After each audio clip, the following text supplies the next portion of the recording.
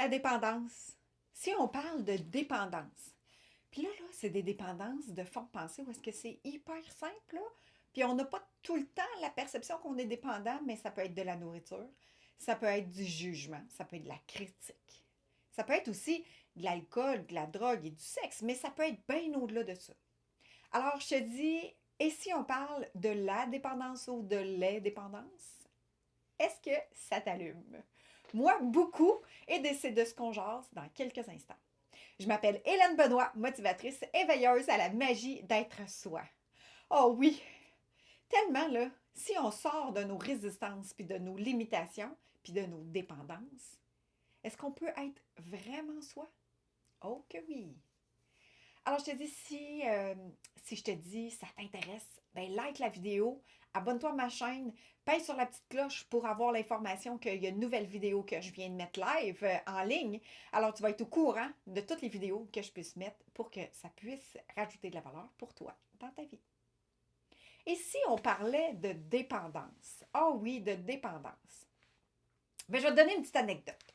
Moi, je ne m'étais pas rendu compte de ça, mais en cours de route, dans mon cheminement de vie, j'ai réalisé qu'aussitôt que je commençais à être dans une légèreté, dans un bien-être, que ça allait super bien, pouf, il y avait quelque chose que je m'alourdissais. Il y avait toujours quelque chose que je faisais qui faisait en sorte que je me ramenais les deux pieds à terre. J'ai éliminé plein de choses, mais les dernières choses qui sont restées, c'est la nourriture. Quand que j'avais le sentiment de me sentir bien dans mon corps, d'être plus en légèreté, puis même d'avoir un sentiment de bien-être et de béatitude, là, vraiment comme, je sais, comme si je planais, là, parce que j'allais bien, ben, qu'est-ce qui se passait? On commandait. On commandait quoi? Ah oui, de la poutine. Puis une grosse poutine, là, pour faire plaisir, pour dire, ben oui, on va manger du restaurant, fait qu'on me commande une poutine, mais qu'est-ce que ça fait? C'est que ça m'alourdissait.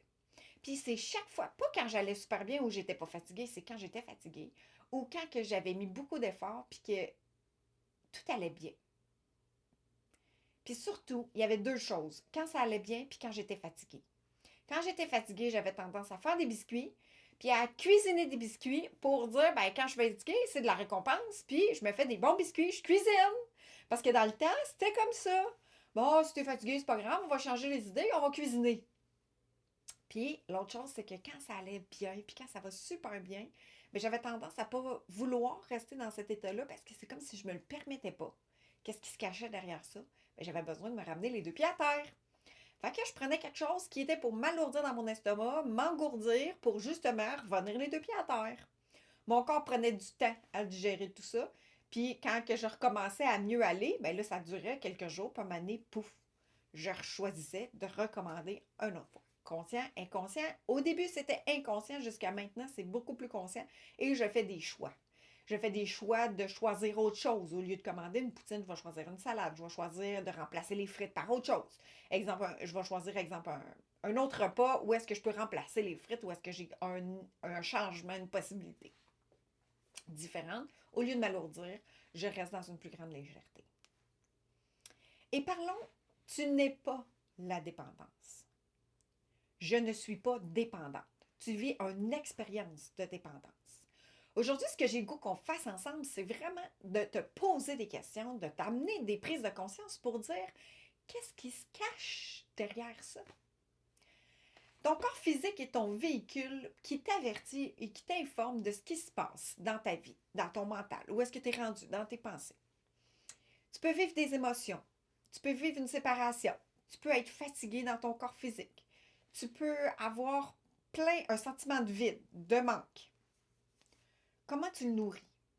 Par une dépendance ou par le regard que tu as face à ça et l'observer et libérer et nourrir ce que tu as besoin, mais pas par quelque chose d'extérieur.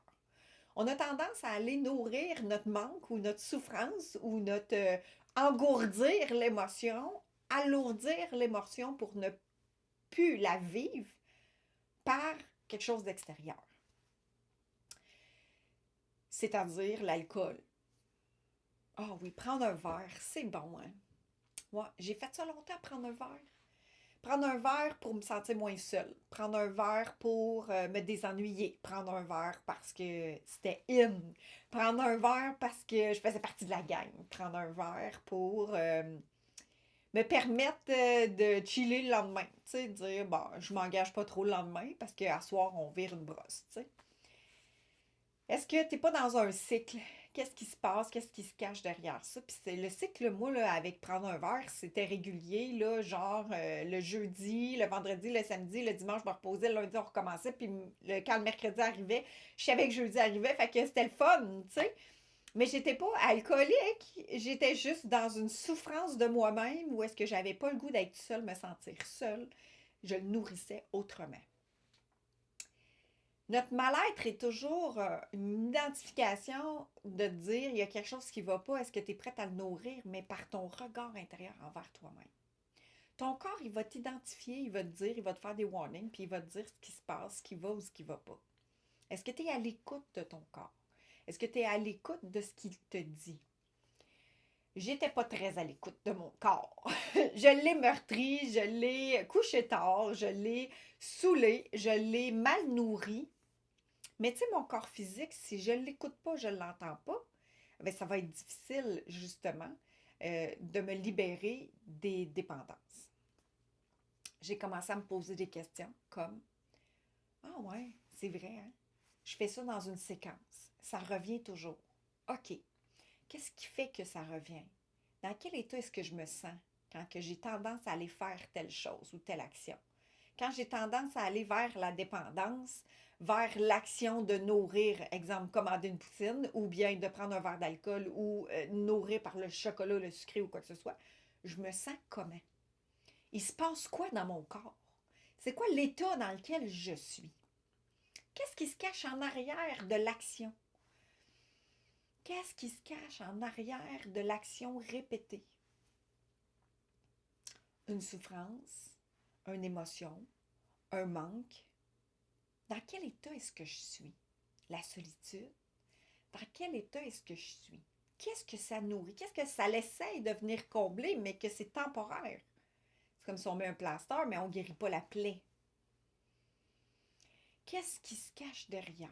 Qu'est-ce que c'est? Est-ce que tu es prête à l'observer? Est-ce que tu es prête à la regarder? Parce que si tu veux noyer une émotion, même si tu la noies, puis tu essaies de la mettre dans un sac, puis de dire je ne veux pas la voir, je ne veux pas y toucher, je ne veux pas la regarder, je ne veux pas y faire face, bien, elle va grossir, elle va prendre une ampleur, puis elle va devenir des mots MAUX dans ton corps physique. Puis à un moment donné, elle va l'exploser. Est-ce que tu es prête à la regarder? Quitte à te faire accompagner pour la regarder, tu n'es pas obligé de le faire toute seule. Tu peux prendre des notes, écrire dans ton calepin, de te dire je me sens comment, qu'est-ce qui se passe? Est-ce que je suis prête à m'observer, à regarder ce qui est en arrière de cette dépendance-là?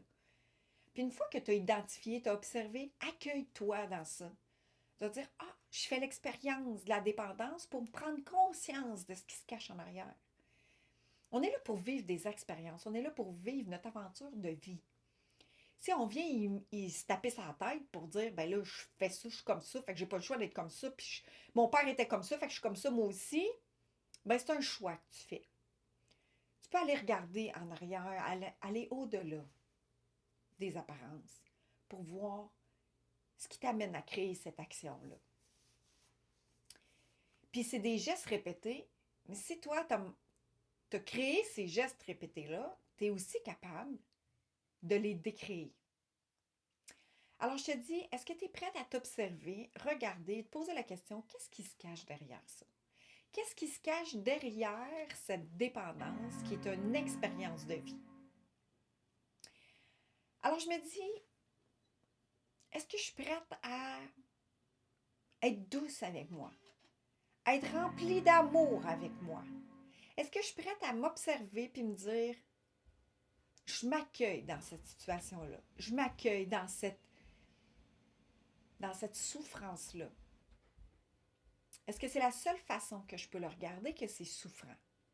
Est-ce que c'est pas là pour me faire apprendre, me faire grandir, me faire évoluer, reconnecter encore plus avec moi? Puis là, la dépendance, ça peut être l'hyper-perfectionnisme. Ça peut être aussi de toujours être à la hauteur. C'est quelque chose, c'est un leitmotiv qui t'amène à pas nécessairement être dans ton expansion. Pas nécessairement être dans la légèreté de ton corps et de ton être. Qu'est-ce que ça prendrait pour que tu sois en contact avec ce qui se passe dans ton corps physique? Pour être à l'affût de ce qui t'informe, pour te dire, ah, aujourd'hui, oui, mon corps est fatigué, mais je ne vais pas aller cuisiner des biscuits. Je vais aller me reposer. Je vais aller me nourrir autrement. Je vais aller prendre l'air. Je vais prendre une inspiration. Je vais expirer. Je vais revenir ici maintenant. Je vais observer. Pourquoi? Qu'est-ce qui fait que je suis épuisée, fatiguée? Mon corps a besoin de repos. Je vais lui permettre du repos. Je vais me permettre de m'observer pour donner ce que ton corps a de besoin. Tu es dans la solitude? Tu te sens seul? Observe qu'est-ce qui se passe à l'intérieur de toi. C'est quoi ton discours? Qu'est-ce qui est en train de se passer dans ton corps physique? Est-ce que c'est réel que tu es toute seule? Ou est-ce que toi, tu n'es pas en train de t'isoler des autres? Est-ce que toi, tu n'es pas en train de te couper de ton environnement? Observation. Puis de te poser la question, qu'est-ce qui se passe? Qu'est-ce que c'est? Qu'est-ce que j'en fais? Peut-être que ça va prendre quelques jours. Peut-être que ça va prendre quelques fois. Peut-être que tu vas recommander encore de la poutine ou que tu vas reprendre encore un verre de vin. Mais dans la conscience. Notre conscience nous amène justement à dire, OK, je choisis-tu encore?